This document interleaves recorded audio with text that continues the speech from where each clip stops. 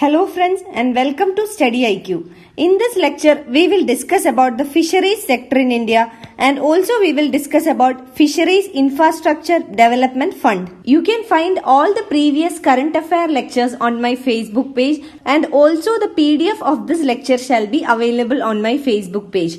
Let us start. In this lecture, we will be covering important topics like why fisheries sector is important for India and what is the India's status in fish production. Also, we will discuss about Fisheries Infrastructure Development Fund, the concept of Blue Revolution, what is the mission and what is the target of Blue Revolution will be discussed, and what are the problems in the fisheries sector and what are the solutions to overcome those problems. So, all these questions will be discussed in this lecture. Let us start with why fisheries sector is important for India. First of all, the fisheries sector contributes to economic development of the country in the form of gross domestic product or GDP. If the fisheries sector is well developed, it means the production in that sector will increase and this will lead to an increased contribution of this sector to the gross domestic product of the economy.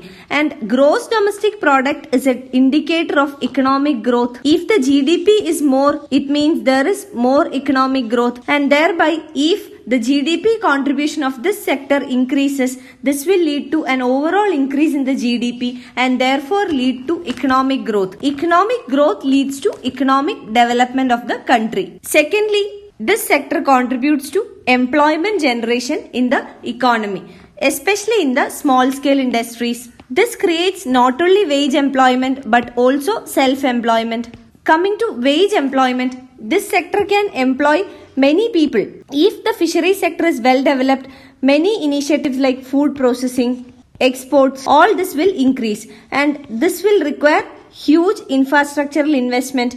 Many companies will be set up, many organizations, many industries related to fisheries will be set up, and under these industries many people will be getting employment, and this is called wage employment generation. Coming to the second category, that is self-employment. Here many small scale industries can be set up. So under the self-employment also people will be able to find work. Thirdly, the fishery sector enhances the food security of the country. This not only enhances food security but also enhances nutrition security of the country because fish is high in nutrients, especially protein. So this will enhance the food security of the country, and when the fisheries sector improves, it means there is more production in the sector or there is more output.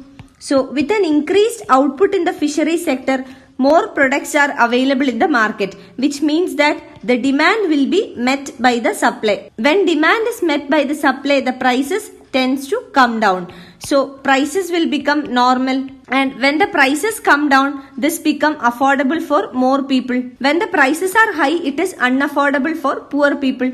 But when prices come down, it becomes affordable for more people, and this affordability will increase the purchase of this fishery products. So when the purchase increases, it means that nutrition security increases or nutrition supply to the population is high. So this will reduce the problem of malnutrition, inadequate food availability. Also, this will add to diet variety in the food consumption. So this will help in all this way. Again, fourthly, improvement in the fisheries sector can lead to improvement in the food processing sector. Fisheries has a wide scope for food processing. The products of fisheries, fish products can be processed and then fish processing sector can be improved. Fisheries products can be processed and this can be stored for a long period of time, and it can also be converted into many other products. Food processing means we are adding some value. So under food processing, value addition is taking place.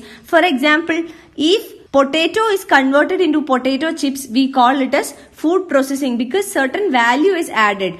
And there are two types of food processing. One is value addition and second one is packaging. So under packaging, only packaging is done, no value addition is done. But other category where value addition is done, it increases the value of the food products and also this can be stored for a long period of time. So fisheries products has huge scope for value addition under the food processing. I have done a detailed lecture on food processing. You can find the link of the food processing lecture from my Facebook page. Now coming back to the topic. So food processing also adds to the scope of exports. When food is processed, when value is added to the food products, it has huge storage value. The storage value increases and therefore the scope of exports also increases. So, when the value of export increases with regard to imports, the balance of payment situation in the country will improve.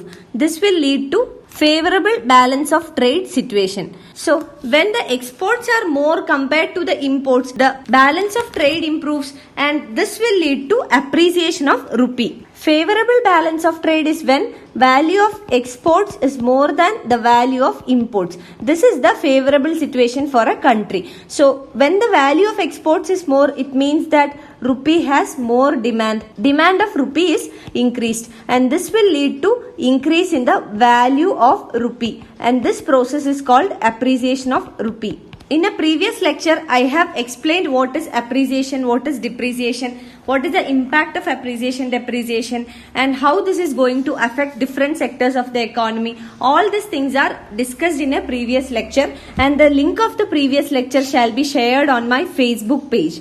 Another advantage associated with the fishery sector is that this will increase the income of the farmers. So, if the fishery sector is well developed, on one hand it creates employment and on the other hand it also increases the income to the farmers because this can be processed, this can be exported. So all this provides immense scope for increase in the revenue of the farmers. So because of all these factors, fishery sector is an important sector in the economy, and well development of this sector means economic development, economic prosperity, the standard of living of the farmers will increase, the inflation in the economy will reduce because there is food security. This can avoid the problem of food inflation. So when there is adequate food available in the market, this will lead to decrease in the prices and therefore the food inflation will come down. It can enhance the nutrition security of the economy. Through exports, the value of rupee can be increased, leading to appreciation of rupee. So, because of all these factors, this is a very important sector and due attention must be given for the improvement of this sector. Now, let us see what is the status of India in fish production. In the world, we are ranked number 2 and first rank is taken by China. But when we say we are ranked number 2 in the world,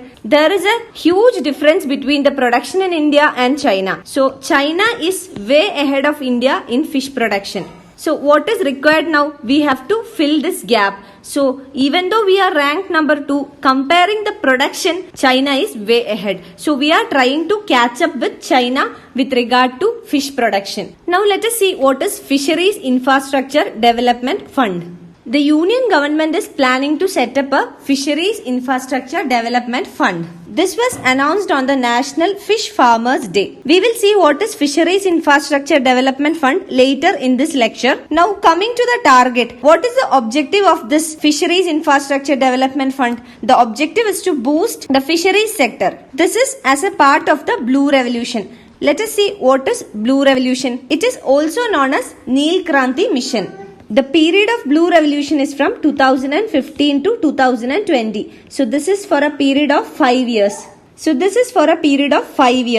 us see what are the objectives of Blue Revolution. First objective is to improve the economic prosperity of the country, fishers and fish farmers. So when we say economic prosperity of country, fishers and fish farmers, for the country economic prosperity is measured by GDP. So one objective is to increase the GDP. And when we say the economic prosperity of fishers and fishermen, it means the income of the fishers and fishermen should be improved. And this will lead to increased standard of living of these people. Another objective is to contribute to food and nutritional security. As we said, fish products are highly nutritional. They contain protein. So this will lead to food security. So when the production of fish increases, it will lead to demand meeting the supply. So if the production of fisheries or fish products increases, what will happen is that the supply will meet the demand and this will lead to decrease in prices of fish.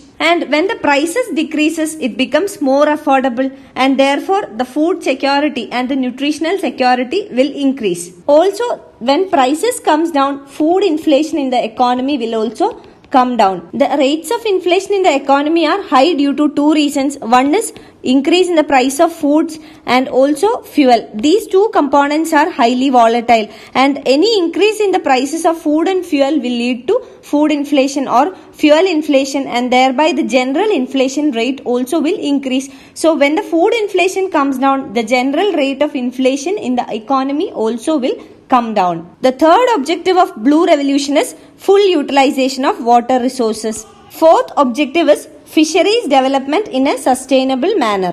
When we say sustainable manner, we keep in mind biosecurity and also environmental concerns. So these are the objectives of Blue Revolution. And this Fisheries Infrastructure Development Fund has been announced as a part of Blue Revolution, and this will be of immense help to individuals, entrepreneurs and other stakeholders who are associated with the fisheries sector. Now coming to what is the fund. And according to the Fisheries Infrastructure Development Fund, finance is provided to entrepreneurs and others in the fisheries sector, other stakeholders in the fisheries sector at a 6% interest rate, which means it is a nominal interest rate. And this is given for infrastructural projects in the fisheries sector. And the repayment period is 12 years with a moratorium of 2 years. And in order to provide this finance, the involved agencies are NABARD, that is National Bank for Rural Development, that is National Bank for Agriculture and Rural Development. Scheduled banks and other government agencies are involved in implementing this scheme. And what is the amount that is set apart for this scheme? It is around 7,500 crore. And the target is 15 million ton of production by the year 2021. Now it is 11.5 million ton to 12 million ton. So at present the rate of production is around 12 million ton, and by the year 2021 the target is to produce 15 million ton. There is a lot of untapped potential in the inland fisheries sector. So if this untapped potential is being utilized properly, this target is achievable. And in order to utilize this untapped potential, what is required? Investment is required. So capital is required, investment is required. So the government is trying to provide this investment or capital through this Fisheries Infrastructure Development Fund, so that the untapped potential is utilized properly and thereby the production is increased in the fisheries sector. Now coming to the way ahead in the fisheries sector, what more is required in the fisheries sector? The sector also requires welfare schemes for fishermen. Welfare schemes like schemes to ensure the safety of fishermen in the sea. Safety is an important concern. Also biometric cards can be provided. So all this can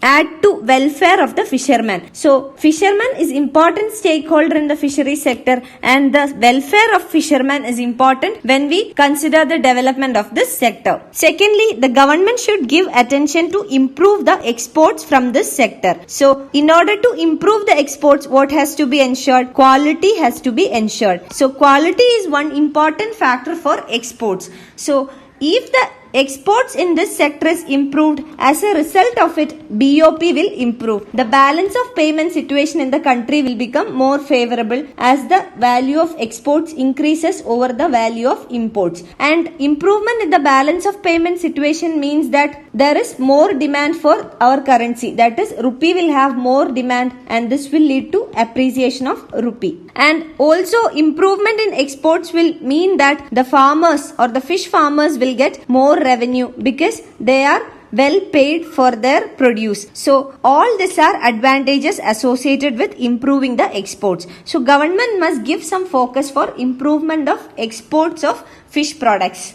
Thirdly, the fish processing sector should be given due importance under the food processing. So when the food is processed, it has more store value or shelf life. So food processing means addition of value. When fish or fish products are added value, it will also expand the scope for exports, and also the processed fish products will have huge demand in the market because of the present lifestyle. So this also will give revenue for the farmers as well as for the government, improving the GDP. Also the shelf life of these products can be improved. Another one is educating the fish farmers. Recently we have seen many news with regard to the usage of antibiotics and also chemicals in the culture and preservation of fish, and this has adverse impact on health. So this can cause many health hazards. So it is important and also necessary to educate the farmers and also other stakeholders who are involved in this chain on the harmful effects of usage of such kind of antibiotics and chemicals. As we said, quality is one important factor. So it is not only important to increase the production, but also the produce must meet the quality. There was a recent news with regard to the usage of formalin in the fish found in Chennai markets. So this is a harmful chemical. This can improve the shelf life of the fish. So all these issues are there, and also in some western countries, India's fish products, the exported fish products were rejected because they did not meet the required quality standards. So all these concerns must be addressed properly. And another one is insurance, providing insurance to the farmers. The Kisan credit cards were already issued to the fish farmers, but there is no proper insurance mechanism. So one way is to include this fish farmers under the Pradhan Mantri Fasal Bima Yojana. Providing insurance to the fish farmers will reduce the risk of fish production, and this will serve as an incentive to increase the production. So this is also very important. You can find the PDF of this lecture on my Facebook page, and also the previous current affair topics are shared on my Facebook page. And two important topics we discussed in this chapter. One is food processing and the second one is depreciation appreciation of rupee. These two topics are already taken by me in some other current affair lecture, and the links of these two will also be shared on my Facebook page today. I am also sharing some important newspaper articles, some current affair articles which will be helpful for you for some competitive exams on my Facebook page. Thank you.